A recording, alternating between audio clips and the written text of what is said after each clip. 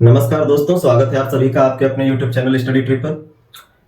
दोस्तों, पिछले क्लास में हम लोगों ने बायोलॉजी की जो वर्गीकरण की एक श्रृंखला हम लोग प्रारंभ करके चल रहे हैं। तो उस क्लास में हम लोगों ने आर्थ्रोपोडा संघ से संबंधित जो महत्वपूर्ण तथ्य थे उन पर हम लोगों ने चर्चाएं कर ली थी। उन्हीं चर्चाओं को आगे बढ़ाते हुए आज हम लोगों को मोलस्का संघ से संबंधित कुछ तथ्यों पर बात करनी है। लेकिन कुछ पॉइंट ऐसे हैं आर्थ्रोपोडा संघ से जो आज के दिन हम लोग पहले डिस्कस करेंगे और उसके बाद फिर हम लोग बढ़ेंगे अपने मोलस्का संघ की तरफ। तो चलिए सेशन को प्रारंभ करते हैं और फिर देखते हैं कुछ ऐसे तथ्य या पॉइंट जो पिछली क्लास में छूट गए थे या फिर यूं कह ले कि वो आज समझ लेते हैं। तो देखिए, पिछली क्लास में हम लोगों ने कई प्रकार के जंतुओं पर चर्चा की थी। हम लोगों ने बात करी थी तिलचट्टा को लेकर के, मकड़ी को लेकर के, केकड़ा, मक्खी, मधुमक्खी, मच्छर, इन सब को लेकर चींटी, दीमक है। आज इसी से आगे अगर हम लोग बढ़े तो कुछ ऐसे जंतु भी हैं जिनको आपको ध्यान में रखना है। जैसे अगर बात आती है आज की क्लास में, शुरू में सबसे पहले हम लोग आर्थ्रोपोडा के कुछ तथ्य पे और चर्चा करेंगे। ठीक है, आर्थ्रोपोडा पे, आर्थ्रोपोडा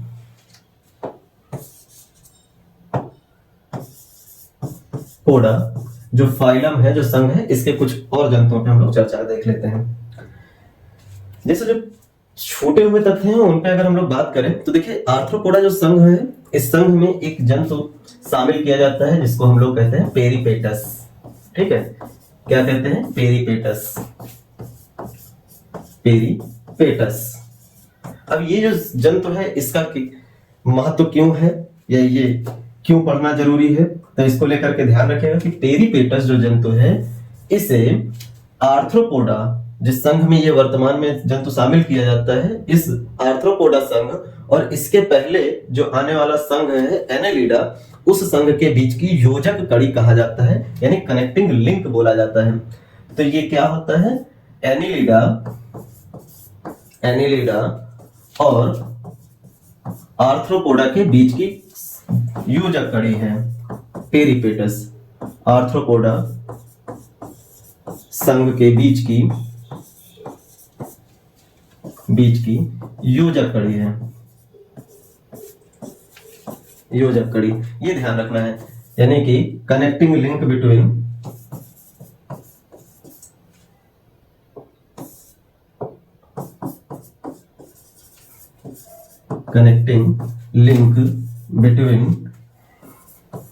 एनेलिडा एंड आर्थ्रोपोडा।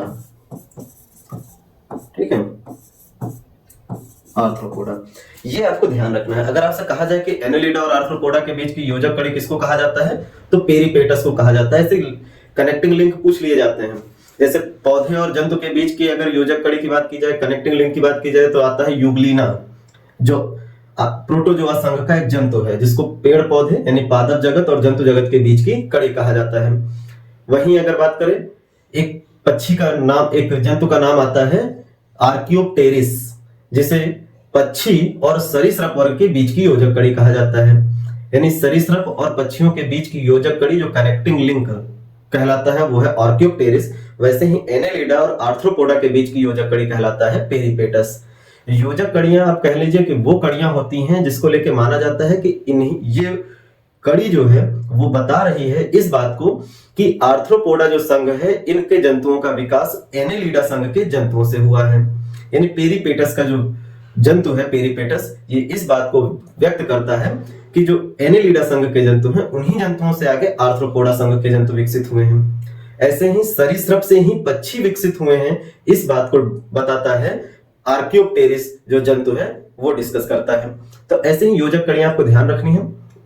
पादप और जंतु के बीच की योजक कड़ी किसको कहा जाता है, तो यूग्लिना। एनेलिडा और आर्थ्रोपोडा के बीच की योजक कड़ी यानी कनेक्टिंग लिंक किसको कहा जाता है, पेरिपेटस। वहीं सरीसृप और पक्षी के बीच की योजक कड़ी किसको कहा जाता है, तो आर्कियोप्टेरिस।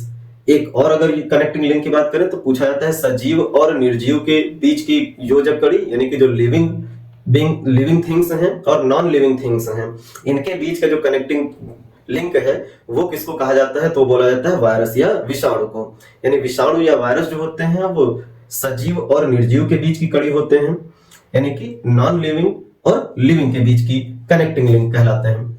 तो ऐसे कड़ियां जो है ये मुख्य रूप से आपको कुछ ध्यान रखनी है। अब कुछ दूसरे जंतु जो इस वर्ग से संबंधित हैं उनको भी आपको ध्यान रखना है। दूसरे जंतु जैसे अगर हम लोग बात करें तो इसी में दूसरा एक महत्वपूर्ण जंतु आता है और उस जंतु को हम लोग कोचिनील के नाम से जानते हैं। किस नाम से जानते हैं? कोचिनील के नाम से जानते हैं। कोचिनील, ठीक है, कोचिनील के नाम से जानते हैं, कोचिनील, ठीक है, कोचिनील के नाम से जानते हैं। अब ये जो जंतु है इससे क्या तथ्य है, क्या पॉइंट है, तो इससे एक ध्यान रखेंगे कि कोचिनील जो है इससे एक विशेष प्रकार का प्राकृतिक लाल रंग प्राप्त किया जाता है जिसको कहा जाता है कार्माइन, ठीक है। कोचिनील ये एक कीट है, आर्थ्रोपोडा संघ का एक जंतु है और इसी जंतु से प्राप्त किया जाता है एक प्राकृतिक लाल रंग जिसको हम लोग जानते हैं कार्माइन के नाम से, कार्माइन के नाम से, ठीक है, कार्माइन। ये एक कह सकते हैं रसायन है, एक पदार्थ है जो कोचिनील जो जंतु होते हैं, कीट होते हैं, उनकी खोल में पाया जाता है और इन्हीं जंतुओं को सुखा लिया जाता है। सुखा करके उन्हीं को पीस के जब पाउडर के रूप में तैयार किया जाता है तो उससे कार्माइन प्राप्त होता है और इसी कार्माइन का प्रयोग नेचुरल रेड कलर के रूप में किया जाता है।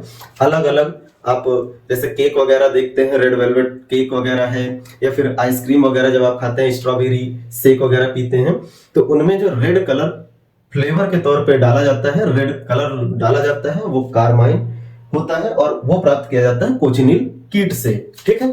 तो ये ध्यान रखना है आपको कि कार्माइन से जो है वो प्राकृतिक लाल रंग के लिए है, इसके लिए है। तो ये प्राकृतिक लाल रंग, लाल रंग यानी कि अगर नेचुरल कलर कहीं से अगर बात की जाए, नेचुरल कलर जो रेड है वो किससे प्राप्त करते हैं? जो भोजन में प्रयोग किया जाता है तो वो कोचिनील कीट से प्राप्त किया जाता है, ठीक है। तो ये ध्यान रखिएगा, ये दो मुख्य बिंदु थे जो छूट गए थे, इनको लेकर के आपको ध्यान रखना है। इसके अलावा अगर हम लोग बात करें तो एक समुद्र में जीव पाया जाता है। समुद्र की अगर हम लोग बात करें तो समुद्र में एक और जंतु के नाम आता है जो जीव है आर्थ्रोपोडा संघ का, उससे हम लोग कहते हैं horse shoe crab, horse shoe crab, ठीक है। हॉर्स शू क्रैब ये एक समुद्री आर्थ्रोपोड होता है, यानी कि सी में पाया जाने वाला आर्थ्रोपोडा संघ का जंतु होता है, समुद्री आर्थ्रोपोड। इसे लिविंग फॉसिल के नाम से जाना जाता है, ठीक है, ये ध्यान रखेंगे। हॉर्स शू क्रैब को क्या कहते हैं? लिविंग फॉसिल के नाम से इसको जाना जाता है। फॉसिल यानी जीवित जीवाश्म बोला जाता है इसको, जीवित जीवाश्म, ठीक।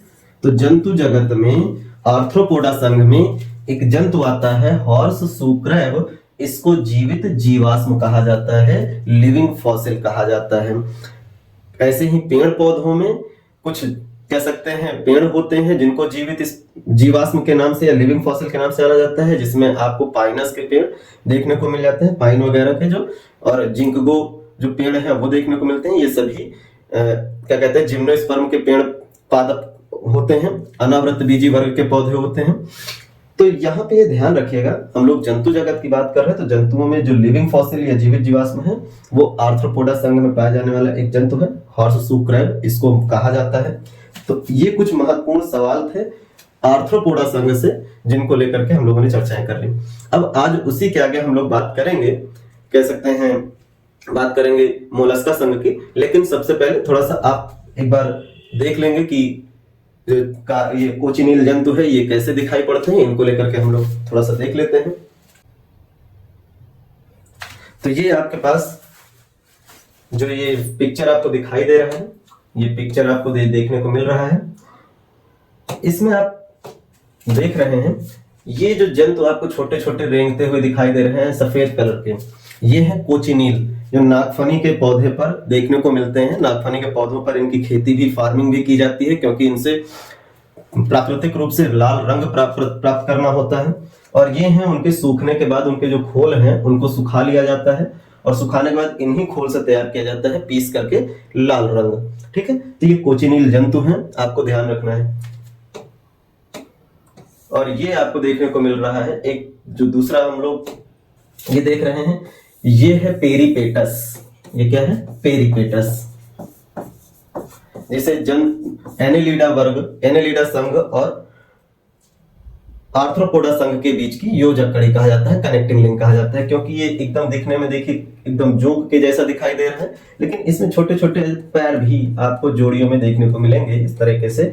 लेकिन ये पैर बहुत ज्यादा पतले महीन नहीं होते हैं जैसे कनखजूरा या सेंटीपीड या मिलीपीड में देखने को मिलते हैं। ये बहुत ज्यादा फैले हुए चपटे हुए पैर होते हैं, जिसके कारण जो पेरिपेटस होता है न पूरी तरह अपने पैरों के सहारे नहीं रेंगता है, वो थोड़ा सा एनेलिडा संघ के जंतुओं की तरह आपको चलते हुए भी दिखाई देता है। तो इसीलिए ध्यान देना है कि इसको कहा जाता है एनेलिडा और आर्थ्रोपोडा संघ के बीच की कड़ी। तो यहां से आर्थ्रोपोडा संघ समाप्त होता है पूरी तरह से। अब आपको नया जो संघ आपका शुरू होगा वो होगा मोलस्का। चलिए मोलस्का के बारे में देख लेते हैं। अगला जो संघ होगा वो कौन सा होगा? मोलस्का। इस संघ की बात करें तो सबसे पहले एक सवाल आता है कि सबसे पहले इस शब्द का प्रयोग किसने किया था? तो शब्द का प्रयोग सबसे पहले, शब्द का प्रयोग यानी कि वर्ड यूज्ड बाय, सबसे पहले अरस्तु, यानी कि सबसे पहले इस शब्द को किसने प्रयोग किया था? अरस्तु ने प्रयोग किया था, एरिस्टोटल जिनको कहा जाता है। देन अगर हम लोग बात करें तो मोलस्का, इस जो मोलस्का है इसको एक संघ के रूप में, संघ के रूप में, यानी कि इसको फाइलम, फाइलम सबसे पहले बनाने का श्रेय किसको जाता है? तो सबसे पहले इसे संघ के रूप में विकसित किया था, नाम आता है जॉनस्टन। जॉनस्टन, ठीक है, क्या नाम आता है? जॉनस्टन।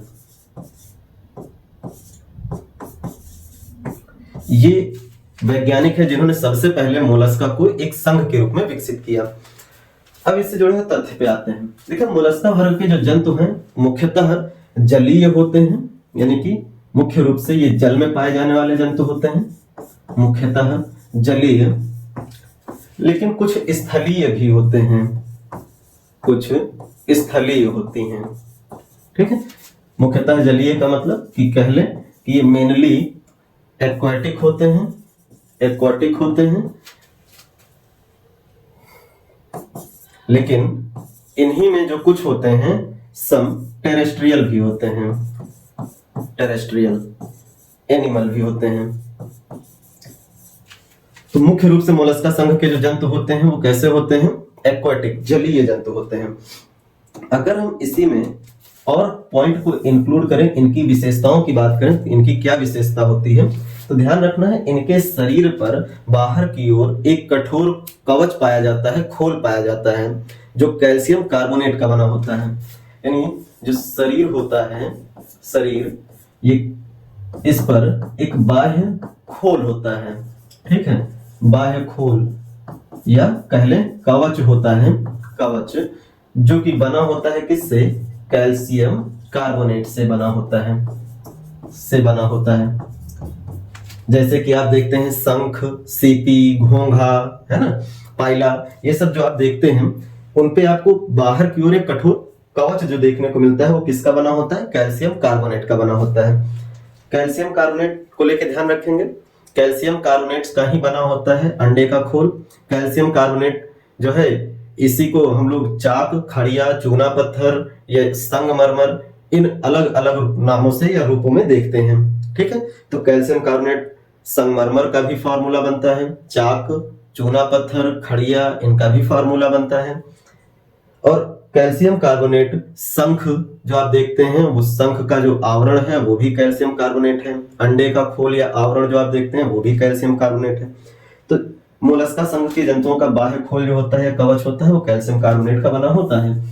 और अगर हम लोग बात करें तो इस वर्ग के जंतुओं की सबसे मुख्य विशेषता है कि इनमें जो रक्त है, ब्लड है, रक्त का जो रंग देखने को मिलता है ये या तो नीला हरा होता है, कुछ जंतुओं में नीला हरा देखने को मिलता है, कुछ में रंगहीन या कलरलेस मिलता है, जबकि कुछ में लाल दिखाई पड़ता है। ठीक है, इनमें जो रक्त का रंग है मुख्यतः नीला हरा होता है, ये आपको ध्यान रखना है। अब सवाल यह बनता है कि इनका जो नीला हरा लाल रक्त का रंग है ये किसके कारण होता है, तो वर्णक आता है, पिगमेंट जिसको कहेंगे रंग देने वाला, जो ब्लड को कलर देता है, वो होता है हीमोसायनिन। क्या होता है? हीमोसायनिन। ठीक है, हीमोसायनिन, हीमोसायनिन। ठीक है, ये रक्त के लाल रंग के, सॉरी नीले हरे रंग के लिए जिम्मेदार है। देन अगर हम लोग बात करें कलरलेस होना, पिछले ही टर्न पे बताया था, जिसके ब्लड में कोई पिगमेंट नहीं होता है, ना हीमोग्लोबिन ना हीमोसायनिन, तो उसका ब्लड कैसा होता है? कलरलेस होता है। यहीं पर अगर लाल ब्लड है तो ब्लड के लाल होने का कारण होता है क्या? हीमोग्लोबिन। ठीक है, तो हीमोग्लोबिन के कारण ब्लड लाल होता है। तो मोलस्का संघ में आपको लाल रंग के रक्त वाले जंतु भी देखने को मिल जाते हैं। फिर अगर हम लोग इसी में बात करें एक्स्ट्रा कुछ पॉइंट्स की, जैसे हम लोग यहां पर देखें, देखिए बात आती है कि जो मोलस्का संघ के जंतु हैं इनमें श्वसन या रेस्पिरेशन किसके माध्यम से होता है? श्वसन या रेस्पिरेशन किसके द्वारा किया जाता है? तो ध्यान रखना है, मोलस्का संघ के जो जंतु हैं इनमें जो श्वसन की क्रिया है वो गिल्स के माध्यम से की जाती है। गिल्स, ठीक है, गिल्स या गलफड़ों द्वारा, गिल्स या गलफड़ों द्वारा सांस लेने की प्रक्रिया की जाती है। इतने पॉइंट आपको यहां से ध्यान रखने हैं। इसके बाद अब हम लोग शुरू करते हैं इसके कुछ उदाहरण देखने की बात। ठीक है, अब उदाहरण पे अगर हम लोग बढ़े तो आता है एग्जाम्पल।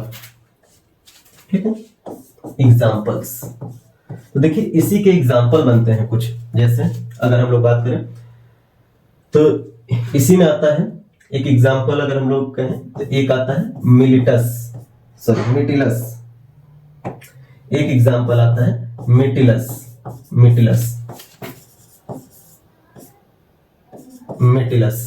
ठीक है, मिटिलस। इसी में आता है ऑक्टोपस। ठीक, ऑक्टोपस। इसी में आपको देखने को मिलता है स्क्विड। ठीक है,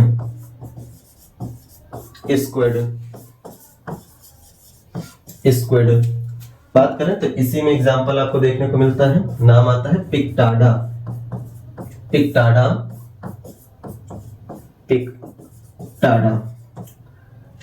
इसी में आपको देखने को मिल जाता है, अगर हम लोग और एग्जांपल्स की बात करें, जैसे कौड़ी की बात कर लेते हैं। ठीक है, कौड़ी है, इसी में कौड़ी की अगर हम लोग बात करें, कौड़ी ये आपको देखने को मिलता है। ठीक, कौड़ी। इसी में आपको देखने को मिलते हैं डोरिस।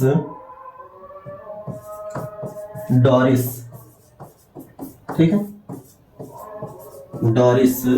और इसी में आपको देखने को मिलता है इयोलस।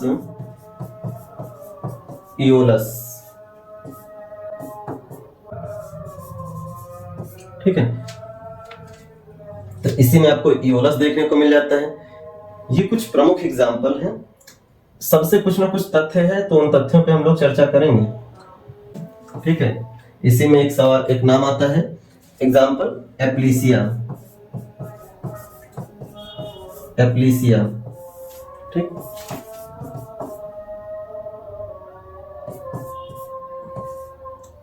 एप्लीसिया, ये कुछ नाम है। इसी में एक नाम और हम लोग इंक्लूड कर लेते हैं, नाम आता है घोंघा। ठीक है,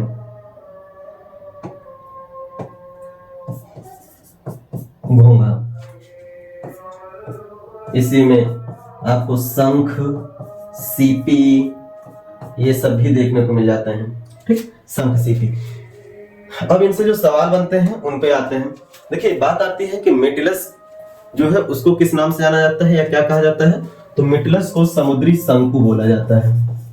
समुद्री शंकु बोला जाता है, शंकु। सी मसल कहते हैं इसको, सी मसल बोलते हैं।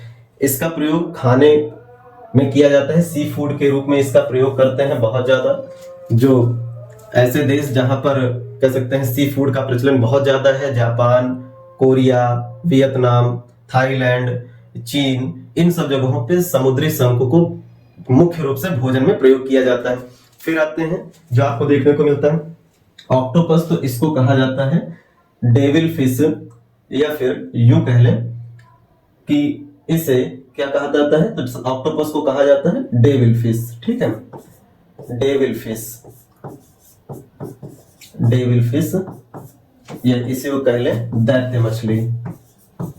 ठीक, डेविल फिश या दैत्य मछली किसको कहा जाता है, ऑक्टोपस को कहा जाता है। लेकिन ध्यान रखेंगे सबसे बड़ी दैत्याकार अगर मछली की बात करें कौन सी होती है, तो दैत्याकार स्क्विड आता है। ठीक है, सबसे बड़ा मछली नहीं, सबसे बड़ा अगर मोलस्क पूछा जाता है तो दैत्याकार स्क्विड आता है। यहाँ पर दैत्य मछली डेविल फिश को बोला गया है, और डेविल फिश किसको कहते हैं, ऑक्टोपस को कहते हैं, वही जिसके 8 पैर आप देखते हैं।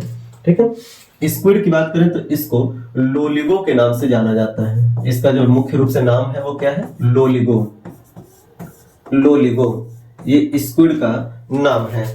पिक्टाडा की बात करें अगर हम लोग, तो पिक्टाडा आपको जो देखने को मिलता है इसे कहा जाता है इंडियन पर्ल ओयस्टर। क्या कहते हैं, Indian pearl oyster, pearl oyster, pearl oyster जिसमें मोती का निर्माण होता है, उसकी अगर हम लोग बात करें तो ये पर्ल ओयस्टर होता है। फिर अगला नाम आता है कौड़ी। कौड़ी जो है ये किसको कहा जाता है, अगर आपसे पूछा जाए तो नाम आएगा सिप्रिया। ठीक है, सिप्रिया, सिप्रिया को क्या कहा जाता है, कौड़ी बोला जाता है। फिर यहीं पे बात आती है, एक नाम आता है डोरिस। डोरिस की बात करें तो ध्यान रखिएगा इसे कहा जाता है समुद्री नींबू, समुद्री नींबू। ठीक है, सी लेमन, सी लेमन बोला जाता है। फिर यहीं पे बात करें नाम आता है इयोलस। ठीक है, इयोलस नाम जो आता है ये ध्यान रखिएगा इसे कहा जाता है समुद्री स्लग, समुद्री स्लग, सी स्लग बोलते हैं। इयोलस को क्या कहते हैं, समुद्री स्लग या सी स्लग। फिर नाम आया है एप्लीसिया। एप्लीसिया की बात करें तो इसे ध्यान रखिएगा इसे समुद्री खरगोश कहा जाता है, समुद्री खरगोश कहा जाता है, खरगोश, सी हेयर बोलते हैं इसे, सी हेयर कहते हैं। ठीक है, समुद्री खरगोश। जबकि घोंघा की बात करें तो इसे आपको ध्यान रखना है, इसका नाम पूछा जाता है कि घोंघा का वैज्ञानिक नाम क्या होता है, तो घोंघा का वैज्ञानिक नाम पाइला ग्लोबोसा होता है। ठीक है, पाइला ग्लोबोसा, पाइला ग्लोबोसा ये घोंघा का वैज्ञानिक नाम होता है। इसके अलावा शंख सीपी ये भी आपको मोलस्का संघ के जंतुओं के जंतु के रूप में देखने को मिल जाते हैं। तो ध्यान रखेंगे मोलस्का संघ में यही इतनी सारी बातें आपको याद रखनी है। ठीक है, यहां आप नाम को जरूर याद रखिएगा कि किसको किस नाम से जाना जाता है, क्योंकि नाम से रिलेटेड जो क्वेश्चन है वो बहुत ज्यादा पूछे जाते हैं। आपको सबसे ज्यादा नाम यहाँ मोलस्का से दिखाई पड़ेंगे। ये इसके अलावा अगर आपसे नाम अगर पूछा जाता है तो वो आपको सीलेंट्रेटा जो वर्ग है उससे आपको देखने को मिलता है, सीलेंट्रेटा ग्रुप, वहां से सीलेंट्रेटा जो संघ है उससे देखने को मिलता है सबसे ज्यादा नाम। तो 2 जगहों पे आपको कई सारे नाम दिखाई पड़ते हैं, उसे आपको बहुत अच्छे से पढ़ना है। ठीक है, मैं पूछ लेता है समुद्री नींबू किसको कहते हैं, समुद्री खरगोश या खरहा किसको कहा जाता है, समुद्री कह सकते हो चूहा किसको कहा जाता है। इस तरह से सवाल बोलते हैं, और सवाल जब पूछा जाता है तो आपको पता होना चाहिए। डेविल फिश ऑक्टोपस को कहते हैं, ध्यान रखिएगा फिश नाम आया है लेकिन वास्तव में ऑक्टोपस फिश नहीं है। ठीक है, जैसे इसके पहले क्रे फिश आया था आपको आर्थ्रोपोडा संघ में, लेकिन आर्थ्रोपोडा संघ में जो क्रे फिश है नाम के साथ फिश है लेकिन फिश नहीं है वो। आगे हम लोग देखेंगे इस पर जब चर्चा करेंगे, मत्स्य वर्ग तक पहुंचेंगे। तो अब अकशेरुकी जंतुओं में बस एक लास्ट और बचा है, वो है इकाइनोडर्मेटा। उसके बाद हम लोग कार्डेटा संघ के जंतुओं की बात करेंगे। अकशेरुकी जो वर्ग है इसके आखिरी फाइलम की हम लोग बात करेंगे। ठीक है, तो अकशेरुकी जो वर्ग के जंतु हैं उनकी आखिरी क्लास होगी, और 9वां कह सकते हैं फाइलम होगा जिसको हम लोग जानते हैं इकाइनोडर्मेटा के नाम से। ठीक है, इकाइनोडर्मेटा के नाम से, इकाइनोडर्मेटा।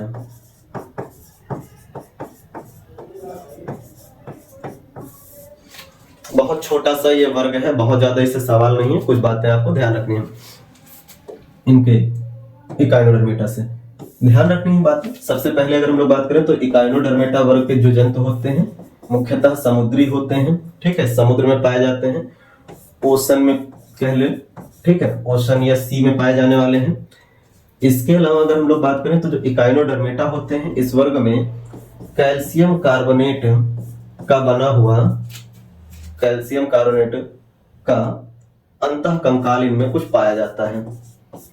अंतःकंकाल यानी कि इनके शरीर में बीच बीच में आपको कैल्शियम कार्बोनेट देखने को मिलता है, शरीर में बीच बीच में कांटेनुमा संरचना आपको देखने को मिलती है, जिससे कि इनका अंतःकंकाल या एक्सोस्केलेटन, ठीक है, एंडोस्केलेटन डेवलप होता है, ठीक। तो इनमें कैल्शियम कार्बोनेट का अंतःकंकाल देखने को मिलता है जो अंदर से कंकाल के रूप में इनके शरीर को थोड़ा कठोरता प्रदान करता है। फिर अगर हम लोग बात करें तो आगे इस वर्ग को लेकर के ध्यान रखिएगा इकाइनोडर्मेटा में कि इनमें जो श्वसन की क्रिया होती है, इकाइनोडर्मेट्स में जो श्वसन की क्रिया होती है, रेस्पिरेशन जो होता है, रेस्पिरेशन जो होता है, इसके लिए इनमें ट्यूब फीट पाया जाता है, ठीक है, ट्यूब फीट पाया जाता है जिसे नालपाद बोलते हैं, नालपाद कहेंगे, ठीक। बहुत लंबी कह सकते हैं, लंबी नहीं, जो नालपाद होता है वो खोखली और थोड़ी लंबी संरचना आपको देखने को मिलती है, और उसी संरचना में बहुत छोटे छोटे छोटे छोटे आपको स्ट्रक्चर देखने को मिलते हैं। स्टारफिश अगर आप देखते हैं, जैसे अगर हम लोग बात करें तो ये स्टारफिश की अगर हम लोग एक स्ट्रक्चर को डेवलप करें तो इसी में आपको इस तरीके से अंदर इनमें नाल दिखाई पड़ता है जिस जो आपस में कनेक्टेड होते हैं, और ये सभी कनेक्ट होते हैं इस तरह से बाहर से, ठीक है, बाहर से कनेक्ट होते हैं, जिनसे ये क्या करते हैं, पानी के माध्यम से पानी को पूरी तरह से अंदर भरते हैं, और भरने के बाद उसी पानी के माध्यम से छोटे छोटे जो कीट गए होते हैं उन कीट्स को अपने शरीर में ले जाते हैं, और यहाँ पर जो इनका उत्सर्जी अंग होता है उससे वो पानी को जब बाहर निकालते हैं तो जरूरी जो कीट हैं उनको भोजन के रूप में अपने अंदर रख लेते हैं और बाकी हिस्से को बाहर कर देते हैं। उसी प्रक्रिया में ये जो जल होता है उस जल से ऑक्सीजन भी ग्रहण कर लेते हैं, और ऑक्सीजन ग्रहण करके अपने आप को जीवित रखते हैं। साथ ही साथ इसी नालपाद के सहारे ये प्रचलन भी करते हैं, यानी चलते फिरते हैं, ये भी आपको ध्यान रखना है।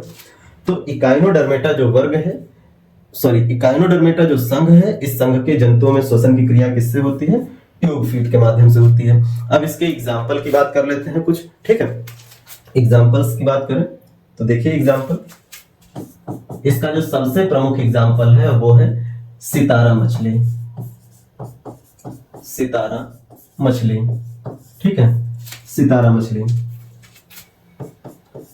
इसको कहा जाता है स्टारफिश। सितारा मछली को क्या बोलते हैं, स्टारफिश। सितारा मछली, सितारा मछली आपको इसी में देखने को मिलती है, यानी इकाइनोडर्मेट्स है वो ध्यान रखना है, ठीक। फिर इसी में आपको देखने को मिलता है जो दूसरा मुख्य एग्जाम्पल वो आपको देखने को मिलता है, उसका नाम है एंटीडॉन, ठीक है, एंटीडॉन, एंटीडॉन, ठीक। इसे समुद्री लिली, समुद्री लिली बोलते हैं, यानी सी लिली, सी लिली कहेंगे, या इसी को कहा जाता है, एंटीडॉन को ही कहा जाता है पिछ तारा। पिछ तारा इंग्लिश में कहते हैं इसे फीदर स्टार, फीदर स्टार, ठीक है। तो अगर आपसे कहा जाए फीदर स्टार के नाम से किसको जाना जाता है या किसे जाना जाता है, तो एंटीडॉन को जाना जाता है। या समुद्री लिली किसको कहते हैं, तो आप बताएंगे एंटीडॉन को कहा जाता है। इसी के बाद अगर हम लोग बात करें तो इसी में एग्जाम्पल और आता है, नाम आता है एक होलोथूरिया, ठीक है, होलोथूरिया, और साथ में एक और नाम आता है, ये एक नाम है होलोथूरिया, एंड नाम आता है कुकुमेरिया, कुकुमेरिया। ये दो नाम आते हैं, होलोथूरिया और कुकुमेरिया। इनको समुद्री खीरा के नाम से जाना जाता है, समुद्री खीरा के नाम से जाना जाता है। सी कुकुम्बर, सी कुकुम्बर कहते हैं इसको। ठीक, तो समुद्री खीरा या सी कुकुम्बर किसको कहा जाता है? होलोथूरिया या कुकुमेरिया को कहा जाता है, ये आप ध्यान रखेंगे। फिर इसी में अगर हम लोग बात करें तो दूसरे एग्जाम्पल कुछ और आते हैं। एक नाम आता है एकाइनस। ठीक है, इयोलस आया था, आपने पिछली क्लास जो पढ़ी थी उसमें जब मोलस्का संघ में आया था इयोलस, जिसको समुद्री स्लग बोला गया था, सी स्लग बोला गया था। यहाँ आ रहा है एकाइनस। ठीक है, यहाँ पे जो शब्द आ रहा है वो क्या है? एकाइनस। तो यहाँ एक शब्द आता है एकाइनस। एकाइनस जो है इसको कहा जाता है समुद्री अर्चिन, समुद्री अर्चिन या सी अर्चिन, सी अर्चिन। ठीक, समुद्री अर्चिन या सी अर्चिन किसको कहते हैं? एकाइनस को कहा जाता है। और इसी जगह पे आपको ध्यान रखना है कि सी अर्चिन जो होते हैं, समुद्री अर्चिन जो होते हैं, इन्हें अरस्तू की लालटेन कहा जाता है, अरस्तू की लालटेन कहते हैं। तो अगर आपसे कहा जाए अरस्तू की लालटेन किसे कहा जाता है तो आप क्या बताओगे? समुद्री अर्चिन। और समुद्री अर्चिन कौन होते हैं? एकाइनस होते हैं, ये ध्यान रखिएगा। यहां से एक नाम और आता है अगर हम लोग बात करें इसी से मिलता जुलता, इकाइनोडर्मेटा संघ का ही आपको एक नाम और देखने को मिल जाता है। और उस नाम पे अगर हम लोग चर्चा करें तो उसको कहा जाता है, उसे कहते हैं इकाइनोकार्डियम। ठीक है, इकाइनोकार्डियम, कार्डियम। अब यहाँ कार्डियम शब्द से कार्डियक मन में आना चाहिए। इसको कहा जाता है हृदय अर्चिन, हृदय अर्चिन। ठीक है, या हर्ट अर्चिन। तो ये कुछ नाम हैं जिसे आपको ध्यान रखना है। तो यहां से जो इकाइनोडर्मेटा है उससे रिलेटेड इतने ही सवाल हैं जो आपसे पूछे जाते हैं। तो इकाइनोडर्मेटा सवाल आप ध्यान रखिएगा। जो क्वेश्चन बनाते हैं मुख्य रूप से यही है, स्टारफिश, सितारा मछली, एंटीडॉन जो है इसको समुद्री लिली या सी लिली कहते हैं, या पिछ तारा या फीदर स्टार कहते हैं, जबकि होलोथूरिया और कुकुमेरिया को समुद्री खीरा या सी कुकुम्बर कहा जाता है। एकाइनस को समुद्री अर्चिन कहते हैं और समुद्री अर्चिन को ही अरस्तू की लालटेन कहा जाता है। वहीं इकाइनोकार्डियम को हृदय अर्चिन या हार्ट अर्चिन बोला जाता है। तो यहाँ से पूरा अकशेरुकी जंतुओं का समूह समाप्त होता है। इसके बाद अगला जो अब समूह हम लोग देखेंगे वो होगा कशेरुकी जंतुओं का, और उस पे हम लोग पूरी बात करेंगे। ठीक है, डिस्कशन करेंगे। तब तक के लिए आप इसको तैयार करिए, और कहीं पर अगर आपको कहीं दिक्कत लगती है, समझ में नहीं आता है तो कमेंट करिए, चैनल को सब्सक्राइब करिए और ज्यादा से ज्यादा लोगों में चैनल को शेयर करिए। तो आज की क्लास में बस इतना ही। धन्यवाद।